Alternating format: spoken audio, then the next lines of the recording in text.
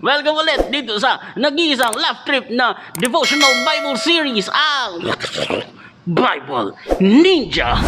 Know the light so you don't lose your way in the darkness like a true Bible Ninja. Okay, good evening po sa inyong lahat. Maraming salamat po sa pagsubaybay at sa pagsama sa amin dito sa Bible Ninja. Sana po ay may mga natututunan kayo. Ako po si Kuya Router at ayun, so this will also be available to watch on the YouTube channel Router and Titoy. Doon ko sana nilalagay sa Router Speaks. Kaya lang wala naman, konti pa lang yung subscriber doon, 100 plus pa lang, sayang, konti lang yung nakakanood. So nilagay ko na rin sa Router and Titoy kasi 30 plus thousand na yung subscribers doon. Thank you Lord, God is good. Okay, so ngayon, ang topic natin ngayong gabi ay ito, wag na tayong magpaligoy-ligoy, ay Psalms 91 as requested by Leoville Ignacio and Mar Gonzales. Yan, Salmo 91, awit 71. Okay, ang sabi ng mga maraming ancients na nagsasama, mga ancient scholars na nagsasabi na si Moses daw ang sumulat nito kasi yung Psalms 90 si Moses ang sumulat, malinaw. Meron naman mga modern day scholars na nagsasabi na scholar po na hindi schoolers na nagsasabi na si David ang sumulat. Pero isang bagay lang ang malinaw, si David ang nag-compile, okay? Siya ang nag-compile doon sa kanyang Book of Psalms, okay? Kasi pwede talaga pwedeng pag binasa mo, pwedeng si Moses kasi yung mga nakasulat parang pasok sa experience ni Moses. Pero pag binasa mo rin yung story ni David, tapos binasa mo yung Psalms 91, pwede rin, papasok din talaga no? So it's really a toss between the two. Okay, so ibig sabihin talaga, bukod sa dikit yung storya nilang dalawa, parehas silang iningatan at ipinagtanggol ng Diyos. Kasi itong Psalm 91 ay panalangin upang ingatan. Sa ibang translation, panalangin upang iligtas. Okay? At isa pang sobrang special, nabanggit ko pala si Moises. Ayan, ito si Moises. Yan. May extend ang quarantine. Yan. Balik. Another special thing I'd like to say about this chapter is this. Okay? Nung bata pa kami, siguro mga 10 years old ganyan or 12, no? Basta nung bata pa kami, pinamemorize to sa amin ng tatay ko tsaka ng nanay ko. Tapos ginagawa nila ay pinaparecite kapag may bisita. No, yun. So, memorize ng ate ko sa Today's English Version na Bible, tapos memorize ko sa Mabuting Balita Biblia. Okay, so yung Catholic Bible na may imprimatur, cardinal sin, yung medyo Deuterocanonicals. Actually, gustong-gusto ko yung translation ng Psalms doon kasi napaka-poetic. Gustong-gusto ko siya. Sana mayroon pa lumabas na ganun kasi ang hirap maghanap ng ganung version ngayon. Pero gustong-gusto ko yun. Tsaka doon ko memorize nung bata pa ako, doon ko memorize yung maraming bagay. Okay? So, ayan. So, I wanna share with you. Let's see if I can still jog my memory to remember it in the translation I have memorized. Okay, sa Tagalog 16 verses lang po ito. Psalms 91. Siyang naghahangad ng pagkupkop ng kataas-taasan at nananatili sa kalinga niyong makapangyarihan, makapagsasabi sa kaniyang Panginoon, maugkat tahanan, ikaw ang aking Diyos, ang Diyos na tangi kong pinagtiwalaan. Ikaw ay ililigtas niya sa panganib sa umang nabitag, kahit anumang mabigat na salot di ka magdaranas. Lulukuban niya sa lilim ng kanyang malabay na pakpak, sa kalinga niya ay natitiyak mo na ikaw ay ligtas. Iingatan niya at ipagsasanggalang pagkat siya'y tapat. Pagsapit ng gabi di ka matatakot sa anumang bagay, maging sa gagawing biglaang paglusob pagsapit ng araw, ni sa ano pa mang darating na salot pagkagat ng dilim. Di ka matatakot sa kasamaan mang araw kung dumating, kahit na mabuwal sa iyong harapan ang 1,000 tao sa iyong paligid, ang bilang ng patay maging 10,000. Di ka matatakot at natitiyak mo di ka maaano. Ikaw ay nagmamasid at sa panunood iyong mga masdan, iyong masasama ay makikita mong pinarurusahan, sapagkat si Yahweh ang iyong ginawang tagapagsanggalang at ang pinili mong mag-iingat sa iyo ay kataas-taasan. Hindi mo aabuting ikaw ay mapahamak at walang daratal na kahit anong uring mga paghihirap sa iyong tahanan.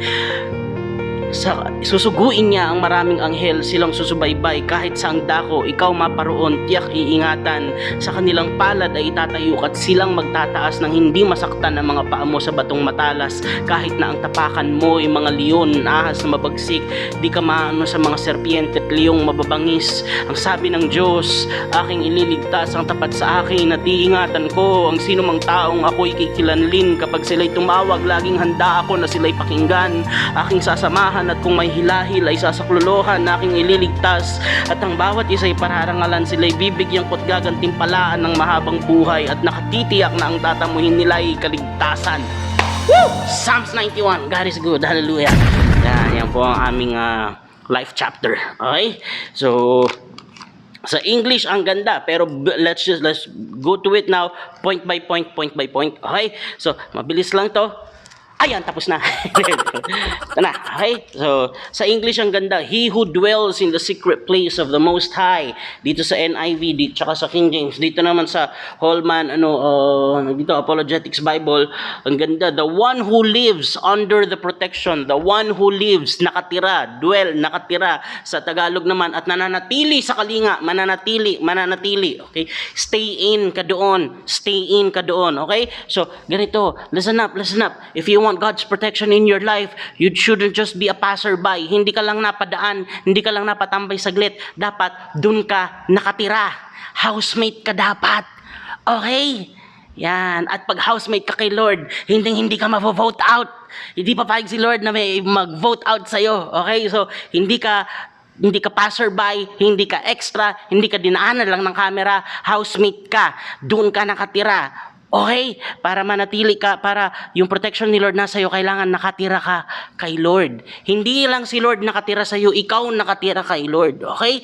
Yan. So, you live, the one who lives under the protection of the Most High dwells in the shadow of the Almighty. And this is a very special type of shadow because this shadow is clear, this shadow is bright. Ang tindi nitong shadow na to, liwanag din. Di ba? Sipin mo, saan ka nakakita kasi ang Diyos ang liwanag. Tapos, lalagyan kanya ng shade niya. Yung shade niya, liwanag din. Yan ang matindi. Okay? Tapos, number one, you stay with Him. You're not just a passerby, you have to dwell. Okay, now, so verse 7, pag tininan ninyo, kaya sinasabi ko kanina, pwede talagang si David, pwede rin talagang si Moses ang sumulat. Okay? Though 1,000 fall at your side and 10,000 at your right hand, the pestilence will not reach you. Yung salot, hindi darating sa'yo kahit nasa paligid mo, nagkakabuwalan na yung mga tao, nagkakabuwalan na sila. Nangyari ito kay Moises sa Passover. You remember? Sa Passover, nung yung mga yung last plague na dumating bago sila pinalaya, 'di ba? Pero safe lahat ng anak ng Israel, okay? Pero kasi meron silang blood sa doorpost nila which symbolized the coming of Jesus Christ. Dugo sa taas, sa baba, dugo ng lamb, paganyan, cross, imagine, thousands of years before Jesus came, that happened. Kay David naman, nangyari din ito. Dumating yung angel of death, may pestilence na dumating, tapos tinakbo niya yung incense para mabuhay yung mga tao. So, ganun. Okay, so pwede talaga. So, basta, ang malinaw si David ang nag-compile at nandyan yan sa Bible. And it's a prayer that we should all be familiar with. In fact, yung kay Brother Mike, yan ang kanilang yan ang kanilang banner chapter. Okay? So, hindi pa sila nakikilala noon, na-memorize na namin ng mga bata kami, nakakatuwa. So, I encourage you all, dapat may baon kayo sa heart ninyo na scriptures para kahit anong mangyari, meron kayong ipaparinig sa sarili nyo, di ba? Tapos, sa verse 12, alam niyo ba ito, very interesting about sa Psalms 91. Yung verse 12 na yan, yung sa kanilang palad ay itatayuk at sila magtataas. Yung angel, susuguin niyang maraming anghel, silang susubaybay, kahit saang dako ikaw maparoon siya kaingatan. Sa kanilang palad ay itatayuk at sila magtataas na hindi masaktan ang mga pamo sa batong matalas. Alam niyo ba, kinote ni Satan yan? Kinote ni Satan sa Matthew chapter 4 verse 6 kay Jesus. Nung tinutukso niya si Jesus into spiritual arrogance. Sabi niya, sige nga, talon ka nga dito sa taas ng temple, di ba? ba nasusulat sa kanilang palad ay tatayo ka at silang magtataas nang hindi masaktan ng mga paa mo sa batong matalas, sabi ni Satan.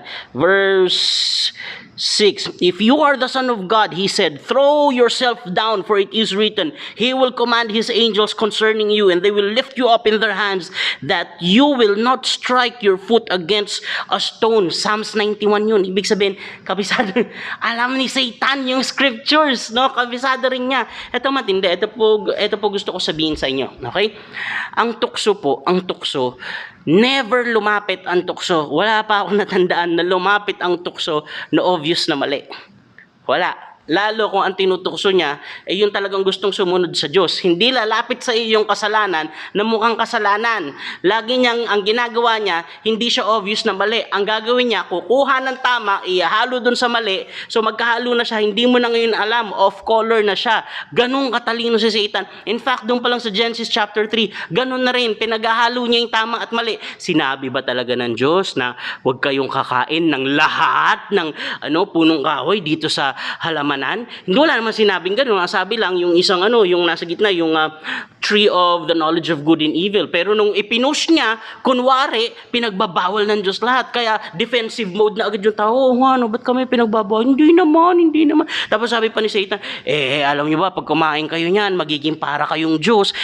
Nakalimutan ng tao na nung ginawa sila sa wangis ng Diyos. So ano pang magiging nila, di ba? So yun, lagi ganun, pinaghahalo ni Satan yung tama tsaka yung mali. Lagi, darating sa iyo yung temptation, laging pinaghahalo yung tama at mali.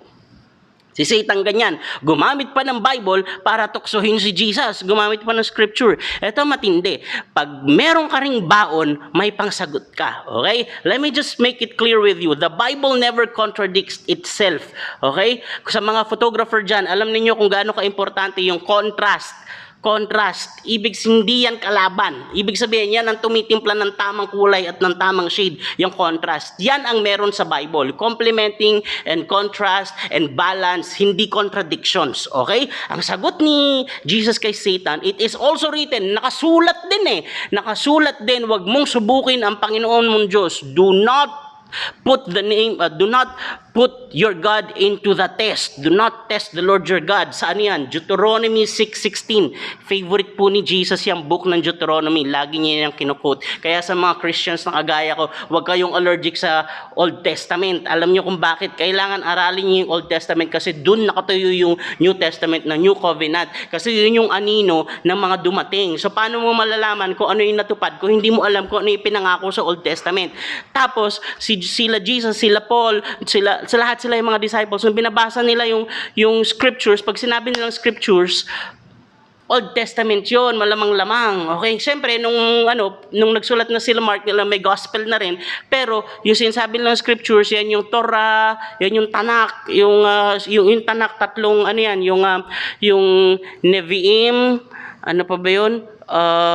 Ketuvim yata yung isa. Basta ibig sabihin, Torah, the laws, the prophets, and the writings. Yan yun, yung Old Testament. Si Jesus, love niya yung Old Testament. Memorize niya, binabasa niya yan. Kaya wag tayong allergic sa Old Testament. Hindi!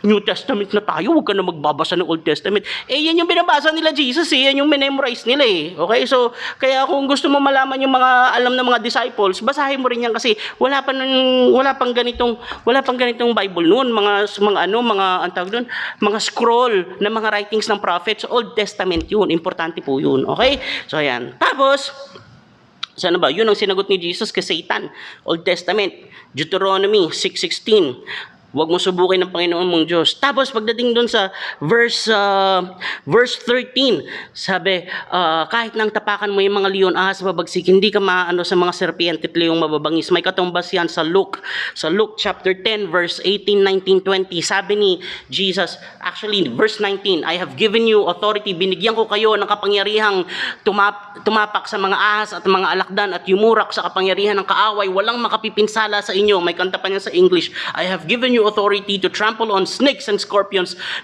and to overcome the power of the enemy. Nothing will harm you. Tapos maganda yan pag verse 18 tsaka 20 binasa mo. Sabi ni Jesus, I have seen Satan. Nasaan na ba yun?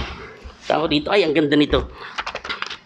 I've seen Satan falling from the sky like a lightning. Nakita ko si Satanas na laglag galing sa langit, parang kidlat. Tapos sabi niya, binigyan ko kayo ng kapangyarihan tumapak sa mga lakdan at yumurak sa kapangyarihan ng kaaway, walang makapipinsala sa inyo. Tapos sabi niya, ngunit huwag kayong matuwa do not be happy because the Spirit submit to you. Huwag kayong matuwa dahil may kapangyarihan kayo. Matuwa kayo. Kasi yan yung nag-report yung 72, yung pinadala ni Jesus. Tapos pagbalik, sabi nila, Lord, grabe, patay yung mga demonyo, sumusunod sa utos namin. Lumayas ka sa pangalan ni Jesus, sumusunod. Sa pangalan mo, sumusunod sila. Tuwan-tuwa sila, happy-happy sila. Talagang parang feeling nila talaga may superpower sila. Antindi, which is true, no? Talaga naman. Pero ang sabi ni Jesus, wag yan ang ikatuwa ninyo. Ang ikatuwa ninyo, na nakasulat ang mga pangalan nyo sa aklat ng buhay. Grabe, sa verse 20. Ibig sabihin, sabi ni Jesus, huwag inyong ikatuwa, okay yan, maganda yung mga powers na binigay ko sa inyo, yung anointing na binigay ko sa inyo, anointing to teach, anointing to preach, anointing to bless, anointing to create wealth, anointing to minister, anointing to heal. Maganda yan lahat, pero alam niyo hindi yan dapat yung source of joy ninyo. Dapat ang source of joy ninyo is the awareness na magkasama tayo. Kasi nakasulat yung pangalan nyo sa Book of Life. Bakit ba ba't gusto mo ng Book of Life? Kasi doon makakasama si Lord, di ba? Yun dapat ang source of joy natin, nakasama natin si Lord. Nakagaya ng paulit-ulit ko sinasabi, wala ito sa sitwasyon mo, kundi na kung sino ang kasama mo sa sitwasyon. Yun ang dapat mo ikatuwa, nakasama mo si Lord. Okay, now, we are about to end at 15 minutes na po tayo. Ang bilis ng oras, grabe. Ito na lang ito ang iiwan ko sa inyo. Pag nagbasa po kayo ng Bible, lagi niyong iisipin. Okay. This is not a pleasant book. It's not a fairy tale. Hindi ito happily ever after chuba chuchu Chinese. Okay? Hindi. Okay, hindi ito putyo-putyo na libro. This speaks to you. This shows reality. This shows the malady, the sickness of man, and the only cure. Okay? Hindi ito pang plastikan na libro na hindi ito ganun. Okay? Mabigat ito.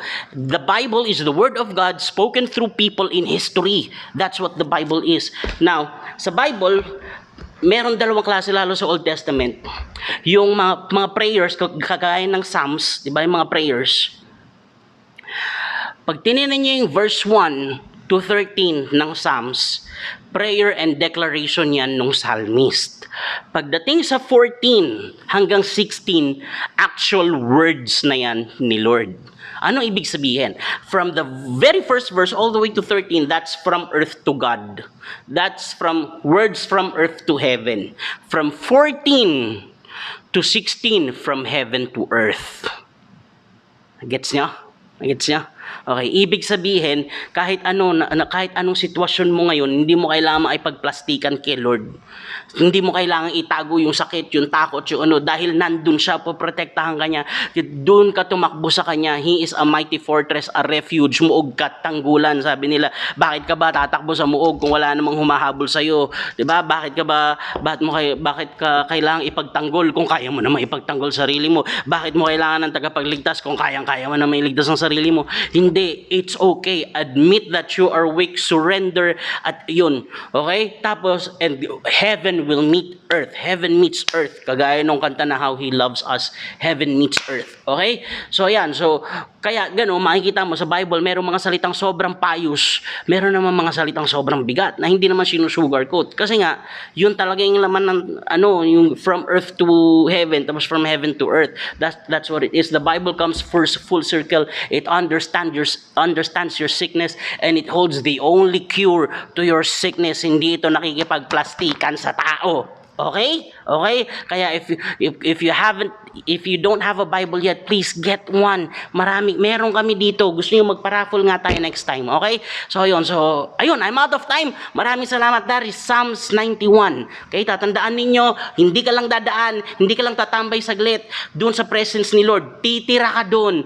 Housemate ka. Okay? Yan, member ka ng family ni Lord. Stay in His protection. Tapos, pag tinutokso ka ni Satan, laging pinagsasama yung tama at mali. Laging hindi obvious na mali. Laging pinagsasama yung tama at mali. Kaya dapat may baon ka pang laban. No? Kagaya ni Jesus, nagbigay si Satan ng scripture na out of context, binili kanya ng scriptures. Di ba? Tapos, the scriptures never contradicts itself. It only gives contrasting and, balance and the other side to complete the whole picture. Tapos, hindi mo kailangan makipagplastikan kay Lord. Okay? Kasi heaven to earth to heaven, heaven to earth comes full circle. Alam ng Diyos yan kasi si Lord ang lumikha sa iyo. Okay? Know the light. Know the light. The light who is Jesus. Know the light. So you don't lose your way in the dark. So you can navigate yourself amidst the darkness.